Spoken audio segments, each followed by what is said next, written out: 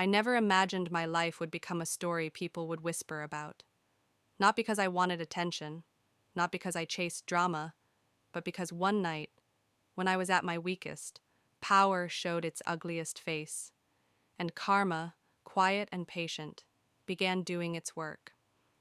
I was 9 months pregnant when they told me to leave. Not tomorrow, not after the baby came, not with help. That night.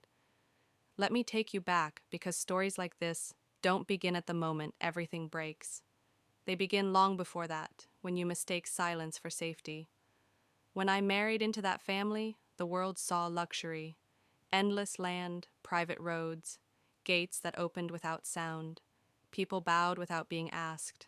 Their name carried weight in industries that shaped cities, moved money, and decided futures. Old wealth, the kind that doesn't need to prove itself. I was the surprise. A black woman from a quiet background, raised by discipline, faith, and the belief that dignity mattered more than display. They smiled at first, smiles polished like expensive glass. They welcomed me publicly. Privately, they observed me like a temporary guest. At dinners, conversations would stop when I entered. At gatherings, my chair was always slightly apart. No one was cruel outright. They didn't need to be. Exclusion, when done softly, hurts deeper. My husband, at least the man I married, promised me I was different. He said love would protect me, that money couldn't touch what we had. I wanted to believe that. I really did. When I became pregnant, everything shifted. Pregnancy has a way of exposing truth. It makes people uncomfortable when they never planned to care long term. Suddenly, my body wasn't just mine. It was a liability, a future they couldn't fully control. The comments started small, questions about timing, about doctors, about whether I understood what raising a child in their world required. They spoke as if I wasn't carrying life, but risk. I noticed how decisions were made without me, how appointments were scheduled around me, not with me, how conversations happened behind closed doors that I was never invited into.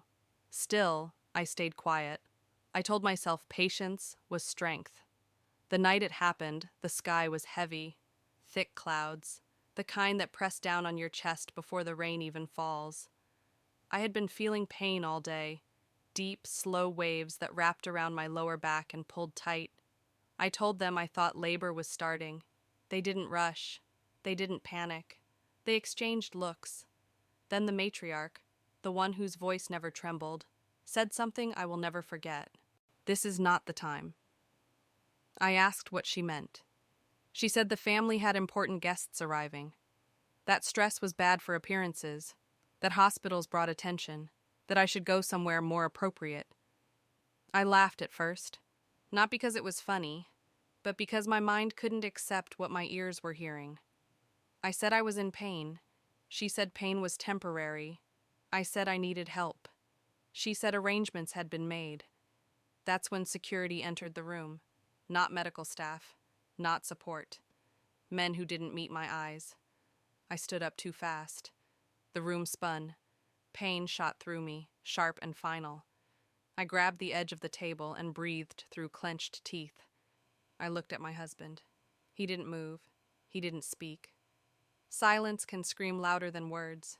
They gave me 10 minutes to collect myself. Not my things, just myself. No bags, no car, no explanation offered beyond. This is for the best. When I reached the front gate, rain began to fall. Not soft rain, heavy, soaking rain, the kind that erases footprints behind you. The gate closed with a sound so final it echoed inside my chest. I stood there, pregnant, shaking, drenched, breathing through contractions, on a road that didn't belong to me anymore. I sat down because my legs gave out. I remember pressing my palm against my stomach and whispering apologies to my unborn child, promising them safety even though I didn't know how I would deliver it. That was the moment they thought I was finished. But what they never knew, what they never bothered to ask, was that I had survived worse than them. Years before I ever walked into that mansion, I learned something important. Power doesn't always look like noise.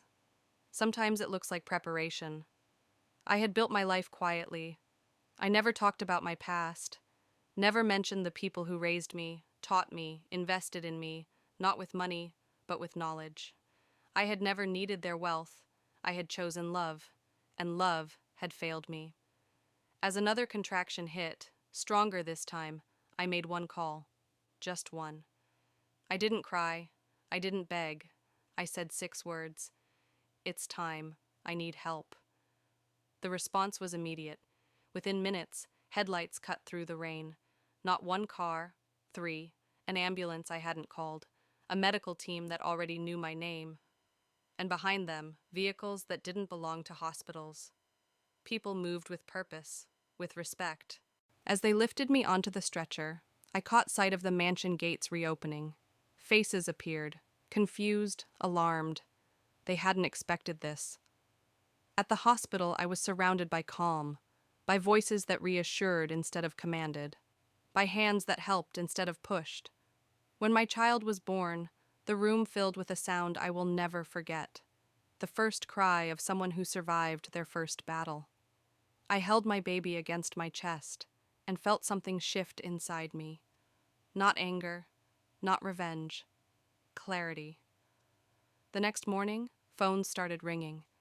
The family wanted to know where I was, what I was doing, who I had contacted. They wanted control back. But control doesn't work once truth steps into the light. What followed wasn't loud. There were no headlines screaming betrayal, no public drama, just consequences. Contracts they relied on stalled. Partnerships hesitated. Questions were asked by people who didn't usually ask questions. Doors didn't slam, they simply didn't open. I was asked to meet them one final time. I agreed, not for closure, for balance. When I walked into that room holding my child, no one spoke at first. The same people who once looked down on me now avoided my eyes. I didn't raise my voice. I didn't accuse. I simply said this. You didn't throw me out because I was weak. You threw me out because you thought I was. I told them I wanted nothing from them. No apology, no explanation. I told them the only thing I hoped they learned was that power without humanity always collapses eventually. Then I left. No guards followed me. No one stopped me.